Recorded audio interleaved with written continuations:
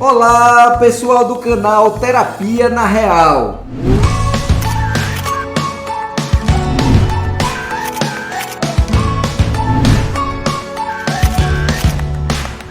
Hoje vamos falar um pouquinho sobre o tema da memória.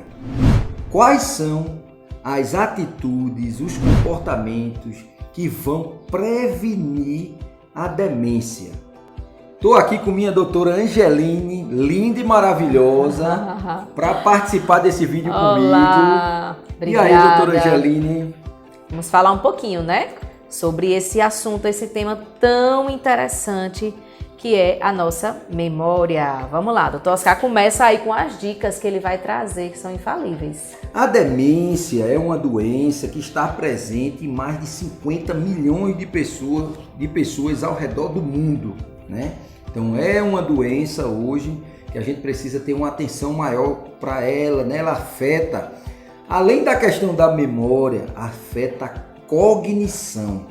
A cognição, ela é um composto de várias coisas, né? Então, a inteligência, o raciocínio, a atenção, a própria memória. Então, uma alteração na cognição, ele pode gerar problemas de demência. A partir de 50 anos ou antes, a gente precisa começar a prestar atenção a certas coisas que podem precipitar o aparecimento de alterações da cognição que geram a demência, né? Eu lá no meu consultório, nesse atendimento de pacientes com demência, faz parte da primeira avaliação, né? Quando a gente recebe aquele paciente com alterações da cognição, da memória, a gente fazer alguns exames laboratoriais. Por quê? Porque existem quadros de demência que são reversíveis e alguns que são irreversíveis, né? Como, por exemplo, a principal doença da demência, né? A mais prevalente, que é a doença de Alzheimer. Então, vale a pena fazer alguns exames, né? Exames laboratoriais para ver lá com a dosagem de folato, a dosagem da vitamina B12, dar uma olhadinha também em anemia, se a pessoa não tem anemia, o VDRL, que é um teste para saber se tem algum tipo de infecção, né? Uma infecção específica que atinge o sistema nervoso central, né? Existe a questão da vitamina D, todos os sais do corpo, que é importante a gente ver se não tem nenhum distúrbio hidroeletrolítico ali. Então, existem demências reversíveis e existem as demências irreversíveis. E a principal são as irreversíveis. Então, vamos atrás dos fatores de risco que alteram a memória, né? Então, a revista Lancet, há um ano atrás, ela determinou 12 fatores de riscos principais para a alteração da memória. E a gente precisa ter isso em mente para começar a trabalhar já antes, a partir de 40 anos, 30 anos, a gente já começar a evitar certos comportamentos que não afetem a memória. A demência é uma doença muito prevalente e que atinge principalmente, tem um componente familiar muito importante. Então, quando você tiver pessoas na família com problemas de demência, a gente precisa assumir esses fatores de risco e evitá-los, não é, doutora Angeline? Exatamente. Então, o primeiro fator de risco que a gente pode falar, que é a questão da instrução escolar. Exatamente. O fato de você estar ali sempre treinando o seu cérebro, colocando o seu cérebro para funcionar, para trabalhar, isso é extremamente importante, né? As pesquisas trazem que pessoas com baixa escolaridade tendem a ter mais a questão, né, estão mais vulneráveis para a questão da demência. Mas aí você pode perguntar também assim, tá, mas eu agora já estou com uma certa idade e eu não tive acesso à escola como eu gostaria de ter tido. O que fazer? Uma das coisas que a gente faz na neuropsicologia também é reabilitação, né? A gente trabalha também com prevenção. E esse exercício de estar colocando o cérebro sempre para estar ativo, coisas simples, vamos para exemplos simples e práticos, né?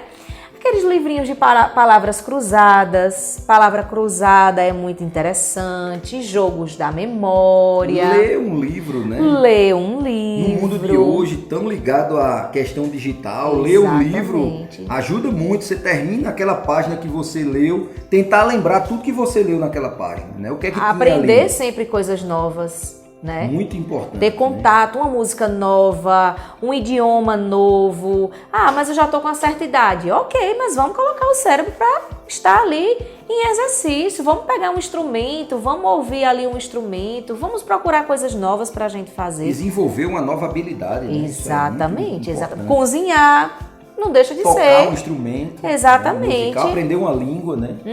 Isso é muito legal. Tudo isso é um exercício para o cérebro e para a memória. Um segundo fator de risco é a hipertensão. Então, já de jovem, evitar o sal, né? Evitar comer comidas muito salgadas, né? Evitar a hipertensão, né? Buscar isso. Principalmente se você tem história familiar, se tem pessoas na sua família que têm hipertensão, então ter isso em mente, que a gente precisa diminuir o sal da comida. Outra coisa que é importante, diminuir a carga de açúcar, né, nas alimentações, né? Prevenir a diabetes, né? Tá tudo interligado ali, hipertensão, diabetes, então diminuir o açúcar também é bem importante no dia a dia. O açúcar, ele faz mal para tudo, né? É. Até crianças a gente aconselha, eu atendo crianças que têm TDAH, que é o transtorno de déficit de atenção e hiperatividade, e a gente sempre aconselha os pais a estar reduzindo a quantidade de açúcar da alimentação das crianças. Mexe bastante, desenvolve diabetes, e a diabetes é um fator de risco para desenvolvimento de problemas com a demência. Ou seja, é um fator de risco para problemas na memória, né? E atrelado a isso, a obesidade também. Então, é evitar, combater a obesidade, né? A gente acha que isso aí é bastante importante, né? A questão da alimentação saudável, né? Eu e aí entra o exercício físico também. Exercício físico, então a gente falou de a questão da escolaridade, a questão da hipertensão, a diabetes, a obesidade, agora o exercício físico também. Exatamente. Regular é muito importante. Tem o treino cerebral a gente falou também. Eu estava lendo sobre isso, né? Quanto melhor pernas você tem, quanto mais panturrilha você tem, mais você previne demência, mais você previne problemas com a memória. Então, procurar fazer exercício físico regularmente. A panturrilha é o nosso segundo coração, é onde bate ali, ó, o sangue, facilita a circulação, né? E o exercício físico, ele é um remédio para todas as doenças. Eu falo isso sempre no meu consultório, né? O exercício físico não tem nenhuma doença, nenhum livro médico e de nenhuma outra área que o exercício físico não faça parte de uma prevenção, de um tratamento de alguma doença. Então, vamos fazer o exercício físico regularmente, né? Fazer ali o ideal que seja pela manhã, né? Que produz muitos neurotransmissores que ajudam a saúde mental e vão ajudar. Mas se você não puder pela manhã, faça no dia, na hora que você puder. É importante fazer o exercício físico, né? Então, mais um fator de risco. Vamos lá, doutora Angeline, o tabagismo. Então, exato. E o tabagismo tem uma coisa importante. Existe ele, o ativo e o passivo, né? Então as pessoas dizem, não, porque meu marido fuma. Você está sendo uma fumante passiva. Então isso também vai alterar, né, o risco para desenvolver problemas com a memória, com a cognição e com a demência, né? Então outra coisa importante é a questão do ar, né? A poluição do ar. Então cidades com mais poluição do ar, né, elas tendem a desenvolver, as pessoas, a população tende a desenvolver mais demência, né? Então isso é bem importante, aonde você está, qual é o local que você se encontra. Se algumas vezes por semana você procura áreas mais arborizadas, que você possa respirar ali um ar mais puro, né, uma situação de vivência com a natureza de forma mais positiva, isso vai ajudar bastante, isso ter na sua rotina, né? Outro fator muito importante da gente falar aqui, né, da gente tocar nesse ponto, é a questão de pessoas com baixo contato social, pessoas que vivenciam o isolamento social, eles também estão mais vulneráveis à questão da demência e à dificuldade da memória. É muito importante a gente ter uma vida social. É imprescindível. Até por questão, além de outros fatores de saúde mental, né? Questão também de prevenir uma depressão. E é um outro fator também associado à memória. Pessoas que são mais vulneráveis à depressão, elas também tendem a preencher mais critérios para futuramente desenvolver um quadro de demência. Então, a saúde mental entra também aí nesse aspecto, né?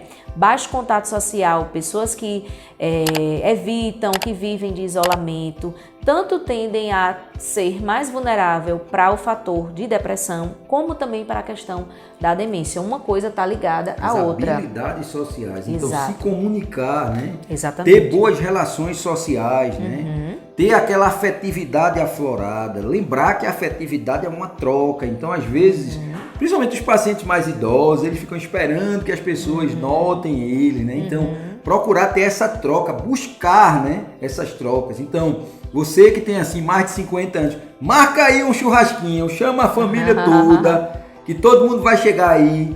Marca uma pizza, reúne todo mundo, isso faz um bem danado, né? Verdade. Relacionamento é importantíssimo para a nossa saúde mental. O contato social ele é muito importante, vai prevenir várias doenças, entre elas a depressão e o que a gente está falando hoje, que é a questão da demência, né? Exato. Então, outra coisa importante, outro fator de risco, sim, falando da depressão, né? Outro fator de risco que a gente vai falar aqui é a deficiência auditiva. Isso é uma coisa assim clara, quem vai envelhecendo vai perdendo a capacidade auditiva, né? Então a gente precisa identificar quando essa capacidade auditiva ela está sendo reduzida, porque ela facilita a demência. Imagine que você começa pela perda de capacidade auditiva, a deficiência auditiva, você fica se desconectando da realidade. Você vai fugindo ali das questões sociais. A pessoa fala e você não escuta. Você não participa muitas vezes das conversas, do que está acontecendo ao seu redor. Então essa deficiência auditiva, ela diminui o contato social e também diminui a cognição. A pessoa fica sem ter aquela interação maior, né? Lembrando que a audição faz parte ali de mexer com a inteligência, de mexer com o raciocínio muitas vezes, né? Então, ter isso claro, procurar muitas vezes um médico especialista para saber se você está passando por deficiência auditiva. Aqui vai o pessoal da otorrinolaringologia, que são médicos, né? De ouvido, nariz e boca, né? Fonoaudiólogo. O fonoaudiólogo, que é quem aplica o teste, né, de audiometria, que aplica aquele teste e diz realmente como é que está aí a questão da capacidade auditiva daquela pessoa, né? Isso vai ajudar bastante, né? Um outro fator de risco, fora a questão da deficiência auditiva, vamos lá, o consumo excessivo de álcool, ter cuidado, né? O álcool, ele atinge o sistema nervoso central de uma forma que pode alterar a memória, né? Quem não já ouviu falar sobre a amnésia alcoólica, algo que acontece com a memória, né? Então altera o raciocínio. Quem não já viu pessoas que ingerem bebida alcoólica com raciocínio mais lento, com a inteligência reduzida, sem relacionar as coisas com facilidade, a atenção fica diminuída, a memória fica muito baixa. Então, o consumo de álcool, vamos evitar a bebida alcoólica, né? A bebida alcoólica ela é prejudicial na maioria das doenças de saúde mental, né? E precipita a demência. Então, é uma forma da gente evitar a demência, né? Outra coisa importante, principalmente para jovem, que altera muito a cognição e prejudica a memória e precipita a demência, as lesões cerebrais traumáticas ou lesões cerebrais como um todo. Então a gente precisa prevenir lesões cerebrais, seja ela traumática, principalmente jovens, moto, carro, excesso de velocidade, trauma em agressões físicas também, né? Lesões cerebrais como um todo, ou seja, ter cuidado com as taxas, colesterol, triglicerídeo, para não estar com esse colesterol muito alto, sedentarismo muito alto, desenvolvendo lesões cerebrais, que pode acontecer também. Então, são esses os fatores, né, de risco muito interessante. Desenvolver demência, para prevenir alterações da memória. Eu queria muito que vocês aí ouvissem esse nosso chamado, né? Isso aí foi um estudo que houve agora recentemente na revista Lancet, que falou dos fatores de risco que alteram a memória e prejudicam facilitando a demência. Então vamos prevenir isso daí, ok, pessoal? Era isso que eu queria dizer. Fico muito feliz de fazer esse vídeo. Eu acho que é importante. A gente tem recebido muitos idosos no nosso consultório que ficam ali na recepção, ouvindo um pouquinho da gente, os familiares também. Às vezes, vou dar um exemplozinho assim, né? Deficiência auditiva, às vezes o próprio paciente ele não nota, né, que ele está com deficiência auditiva. E os familiares é muito importante. O próprio paciente às vezes faz aquele efeito de camuflagem em relação à memória, né? Ele está esquecendo, mas ele, lembrei, aquele efeito camuflagem que atrapalha muito todo mundo de identificar quando está ali tendo alterações na cognição. Mas é muito importante que a família também esteja ali atrelada, junta, né? Isso aí, eu acho que tudo que foi falado é de extrema importância, né? E na verdade tudo isso engloba qualidade de vida, tudo isso engloba prevenção, são fatores de prevenção, qualidade de vida. Bem-estar, né? É um todo, nós não somos gavetinhas individuais, é um todo. Eu sempre gosto de falar isso para os meus pacientes, né? E como você já sabe, enquanto a gente toma aqui o nosso cafezinho, você aí na sua casa aprende sobre saúde mental. A gente se vê no próximo vídeo. Comenta aqui com a gente nesse vídeo, aqui embaixo nos comentários. Se inscreve lá no canal. E enquanto a gente está aqui, vocês aprendem sobre saúde mental. A gente se vê no próximo vídeo. Até o próximo.